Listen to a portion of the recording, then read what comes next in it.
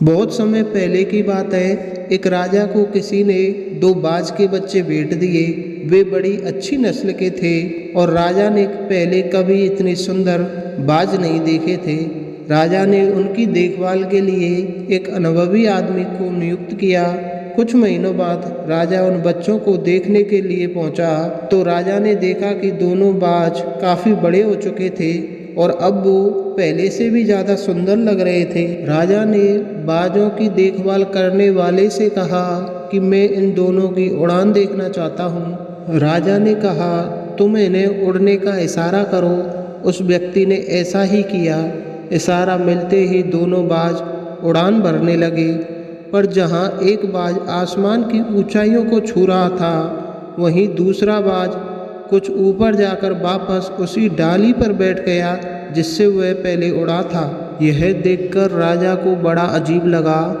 राजा ने कहा, ये क्या बात है? जहाँ एक बाज इतनी अच्छी उड़ान भर रहा है, वहीं ये दूसरा बाज उड़ना ही नहीं चाह रहा।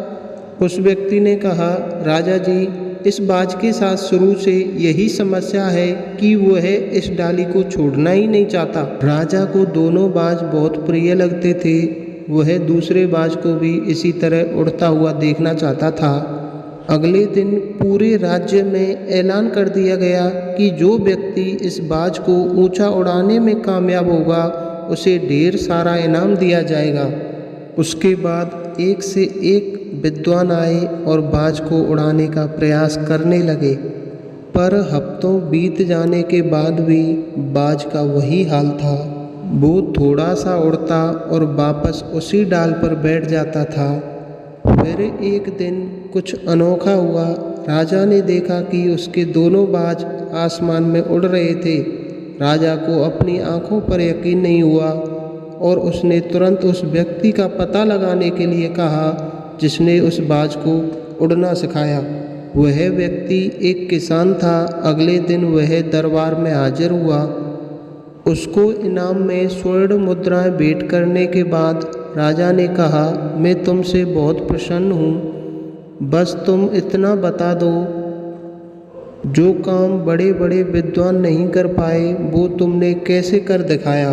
किसान ने कहा, मालिक, मैं तो एक साधारण सा किसान हूँ। मैं ज्ञान की बात ज़्यादा नहीं जानता। मैंने तो बस वही डाल काट दी जिस पर बाज बैठने का आदी हो चुका था, और जब वह डाल ही नहीं रही तो वो भी अपने साथी के साथ ऊपर उड़ने लगा।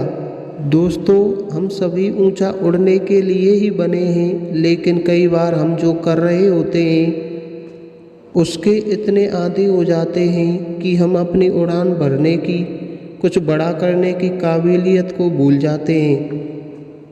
तो आपको ऐसी समस्याओं को हमेशा के लिए त्यागना होगा और अपने लक्ष्य पर ध्यान केंद्रित करना होगा। आप तभी सफल हो पाओगे।